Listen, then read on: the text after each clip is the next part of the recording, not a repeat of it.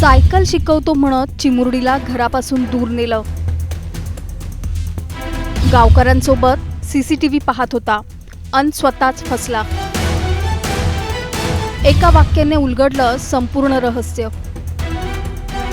पुण्याच्या जुन्नर तालुक्यातील पिंपळवंडी एका 9 वर्षाच्या चिमुरडीला सायकल शिकायची होती आणि याच इच्छेचा फायदा घेत तिला घरापासून दूर नेण्यात आलं। चल तुला सायकल शिकवतो असं सांगून आरोपी तिला घेऊन गेला। मात्र त्यानंतर जे घडलं त्याने संपूर्ण गाव हादरलं। घनदाट उसाचं शेत, बाजूला ओढा आणि आजूबाजूला जवळपास कुणीही नसलेली जागा। पण या संपूर्ण प्रकरणात सर्वात धक्कादायक गोष्ट अजून बाकी आहे। ज्या आरोपीचा पोलीस आणि ग्रामस्थ शोध घेत होते तोच आरोपी त्यांच्यासोबत बसून सीसीटीव्ही फुटेज पाहत होता आणि सीसीटीव्ही पाहताना त्याने नकळत अशी एक गोष्ट सांगितली ज्यामुळे पोलिसांना संशयाची पहिली दिशा मिळाली। नेमकं सीसीटीव्हीमध्ये काय दिसलं, आरोपीने स्वतःचीच ओळख कशी पटवून दिली आणि पोलीस त्याच्यापर्यंत कसे पोहोचले, जाणून घेऊया या सविस्तर रिपोर्टमधून। त्यासाठी हा व्हिडिओ शेवटपर्यंत पहा आणि टाइम्स नाऊ मराठीला लाईक, फॉलो आणि सबस्क्राईब करा।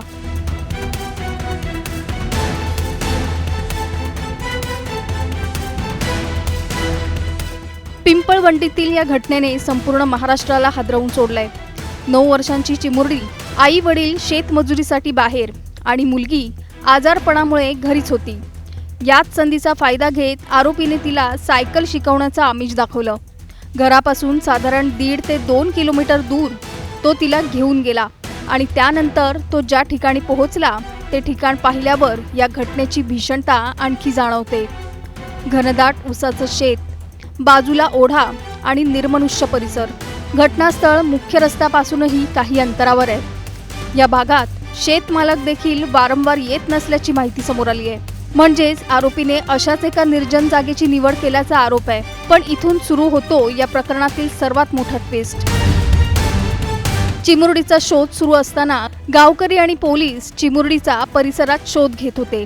दरम्यान गावातील सीसीटीव्ही फुटेज तपासण्यास सुरुवात झाली।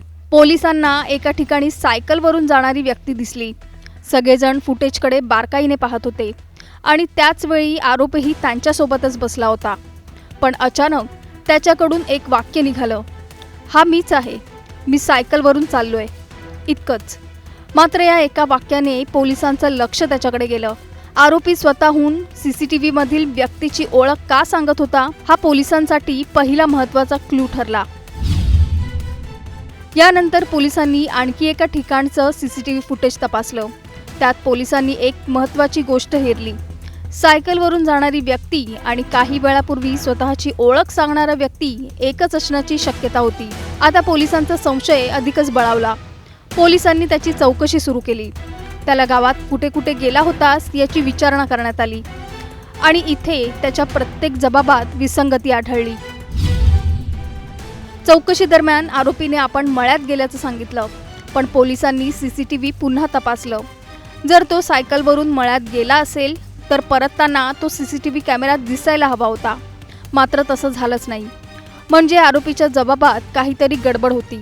पोलिसांनी त्याला ताब्यात घेऊन अधिक चौकशी सुरू केली आणि त्यानंतर तपासाला निर्णायक वळण मिळालं। चौकशीनंतर आरोपीने गुन्ह्याची कबुली दिल्याची माहिती समोर आली आहे। त्यानंतर पोलीस त्याला घेऊन घटनास्थळी पोहोचले। गुराळाच्या परिसरातून खाली गेल्यानंतर तागाच्या शेतीजवळ एका पाईपखाली चिमुरडीला नेण्यात आल्याची माहिती आरोपीने दिल्याचं सांगितलं जात आहे। ज्या ठिकाणी ती चिमुरडी सापडली तो परिसर पाहिल्यावर गावकऱ्यांच्याही अंगावर काटा आला। एका बाजूला घनदाट शेती, दुसऱ्या बाजूला ओढा आणि आजूबाजूला शांत निर्मनुष्य परिसर। या घटनेने आता अनेक प्रश्न उपस्थित केले आहेत। एक लहान मुलगी, तिला सायकल शिकण्याची इच्छा आणि त्या इच्छेचा गैरफायदा घेत तिला घरापासून दूर नेण्यात आलं।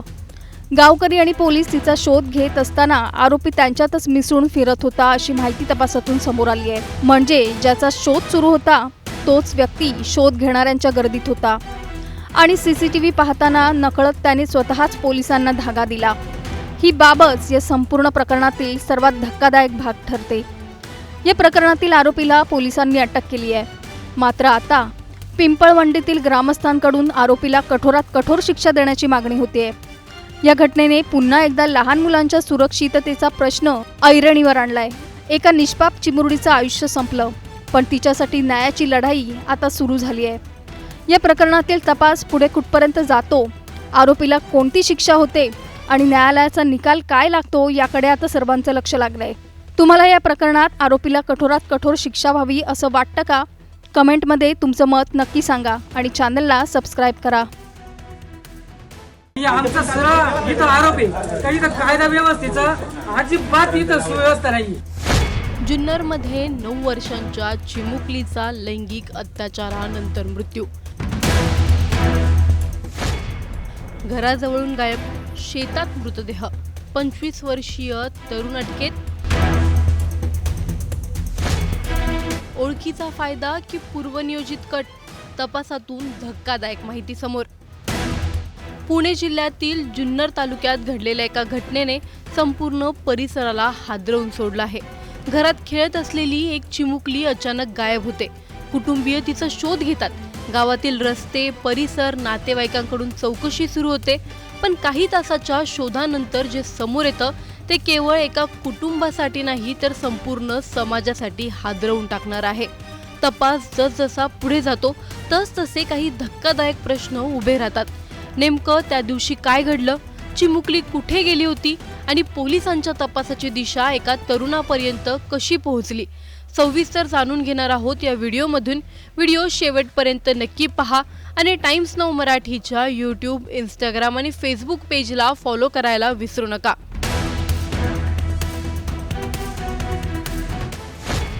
पिंपळवंडी, नेहमीप्रमाणे गावात दैनंदिन व्यवहार सुरू होते। घरात एक 9 वर्षांची चिमुकली होती। ती घरातील दुसऱ्या मुलांसोबत खेळत होती, टीव्ही पाहत होती, पण काही वेळानंतर ती घरात दिसेनाशी झाली। कुटुंबियांनी आजूबाजूला शोध सुरू केला।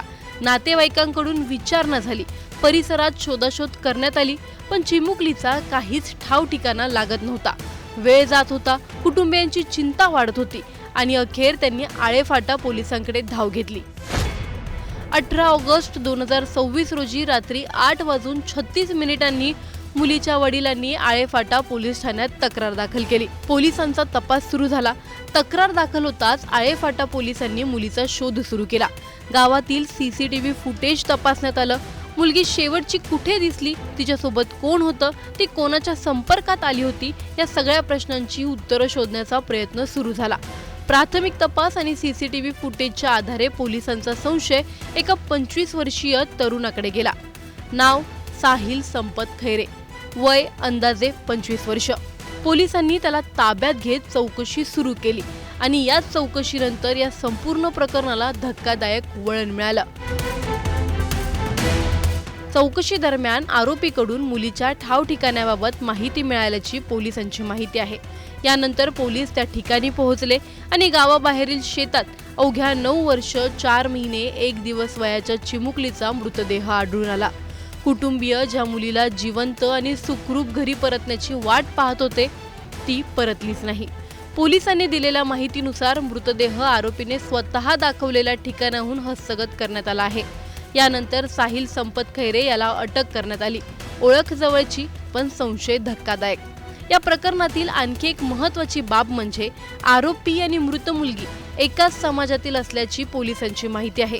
दोघांचीही घरं एकाच परिसरात आणि एकमेकांच्या जवळ आहेत, म्हणजे आरोपी हा पूर्णपणे अनोळखी व्यक्ती नव्हता।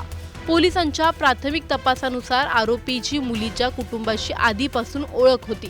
याच ओळखीचा फायदा घेत मुलीला घराबाहेर नेल्याचा पोलिसांचा आरोप आहे। त्यानंतर तिला गावाबाहेरील शेताच्या दिशेने नेण्यात आल्याचं तपासातून समोर येत आहे। पोलिसांच्या माहितीनुसार तिथे तिच्यावर लैंगिक अत्याचार करण्यात आला आणि त्यानंतर तिची हत्या करण्यात आली। या संपूर्ण घटनाक्रमातील प्रत्येक बाबीचा तपास सध्या सुरू असून उपलब्ध पुरावे आणि आरोपीच्या भूमिकेची कायदेशीर पडताळणी केली जात आहे। घटनास्थळ आळेफाटा पोलीस ठाण्यापासून सुमारे 5 ते 6 किलोमीटर अंतरावर असल्याची माहिती पोलिसांनी दिली आहे। मुलीचा मृतदेह सापडल्यानंतर घटनास्थळी फॉरेन्सिक पथकाला पाचारण करण्यात आलं। फॉरेन्सिक पथकाने घटनास्थळाची सविस्तर पाहणी केली। घटनास्थळाचा पंचनामा करण्यात आला असून वैज्ञानिक पुरावे संकलित आणि सुरक्षित करण्यात आले आहेत। मुलीची वैद्यकीय तपासणीही करण्यात आली आहे। या सर्व पुराव्यांच्या आधारे तपासाची पुढील दिशा निश्चित केली जाते। या प्रकरणात मुलीच्या वडिलांनी दिलेल्या तक्रारीनुसार सुरुवातीला भारतीय न्याय संहितेच्या कलम 137(2) अंतर्गत गुन्हा नोंदवण्यात आला. पोलीस तपास जसजसा पुढे गेला तसतशी आरोपीची भूमिका आणि घटनाक्रमाबाबत माहिती समोर येत गेली. सध्या आरोपी पोलिसांच्या ताब्यात असून पुढील कायदेशीर प्रक्रिया नियमानुसार सुरू आहे. तपास यंत्रणा सीसीटीव्ही फुटेज, घटनास्थळावरील वैज्ञानिक पुरावे, वैद्यकीय तपासणी आणि इतर उपलब्ध माहितीच्या आधारे संपूर्ण घटनाक्रमाची साखळी जोडण्याचा प्रयत्न करत आहेत. एका कुटुंबाचं अख्खं जग बदललंय. एक 9 वर्षांची मुलगी जिच्या हातात पुस्तकं असायला हवी होती, जिच्या चेहऱ्यावर हसू असायला हवं होतं, जिच्या पायात शाळेचे बूट असायला हवे होते, आज तिच्या कुटुंबाकडे फक्त तिच्या आठवणी उरल्या आहेत. घरात तिच्या वस्तू तशाच असतील, खेळणी तिथेच असतील, शाळेची बॅग तिथेच असेल, पण ती चिमुकली आता कधीच घरी परतणार नाही. आई वडिलांनी ज्या मुलीला मोठं करण्याची स्वप्न पाहिली होती त्या स्वप्नांचा एका घटनेने चक्काचूर झाला आहे. प्रश्न फक्त एका घटनेचा नाहीये. या घटनेनंतर पुन्हा एकदा मुलांच्या सुरक्षेचा प्रश्न ऐरणीवर आला आहे. मुलं घरात असताना सुरक्षित आहेत का? ओळखीच्या व्यक्तींवर विश्वास ठेवताना पालकांनी नेमकी किती काळजी घ्यायची आणि प्रत्येक वेळी आपल्या मुलांच्या सुरक्षेची जबाबदारी फक्त पालकांनीच घ्यायची का? गुन्हा घडल्यानंतर आरोपीला अटक करणं महत्त्वाचं आहेच, पण अशा घटना घडूच नयेत यासाठी प्रतिबंधात्मक यंत्रणा किती सक्षम आहे? पिंपळवंडीतील त्या घरात आज शांतता असेल. कालपर्यंत जिथे एका चिमुकलीचा आवाज घुमत होता तिथे आज तिच्या आठवणी असतील. आई वडील कदाचित अजूनही मनाला तोच प्रश्न विचारत असतील, आमची मुलगी आमच्यापासून हिरावलीच कशी गेली? आरोपी अटकेत आहे, तपास सुरू आहे, वैज्ञानिक पुरावे गोळा केले जात आहेत, पण त्या कुटुंबासाठी वेळ तिथेच थांबलाय. आता प्रश्न केवळ आरोपीला अटक करण्याचा नाहीये. प्रश्न आहे या कुटुंबाला न्याय किती लवकर मिळणार? गुन्हा घडल्यानंतर कारवाई करणारी यंत्रणा पुरेशी आहे का, की गुन्हा घडण्याआधीच चिमुकलीचं संरक्षण करण्यासाठी सरकारने आणखी कठोर आणि प्रभावी व्यवस्था उभी करायला हवी होती? पोलिसांकडून तपास वेगाने होईल, पुरावे भक्कमपणे सादर केले जातील आणि या प्रकरणात जलद न्याय मिळेल याची खात्री कोण देणार? आणि उद्या अशी घटना आपल्या गावात, आपल्या परिसरात, आपल्या घराच्या शेजारी घडू नये यासाठी प्रशासन आणि समाज नेमकं काय करणार? आज पिंपळवंडीतील एका चिमुकलीसाठी न्याय मागितला जातोय, पण उद्या अशा कोणत्याही चिमुकलीला न्याय मागण्याची वेळच येऊ नये यासाठी आपण सगळे काय करत आहोत? तुम्हाला या प्रकरणी नेमकं काय वाटतंय आम्हाला कमेंटमध्ये नक्की कळवा. व्हिडिओ लाईक व शेअर करायला विसरू नका. तसंच अशा नवनवीन अपडेटसाठी आणि माहितीपूर्ण व्हिडिओजसाठी टाइम्स नाऊ मराठीला नक्की फॉलो करा.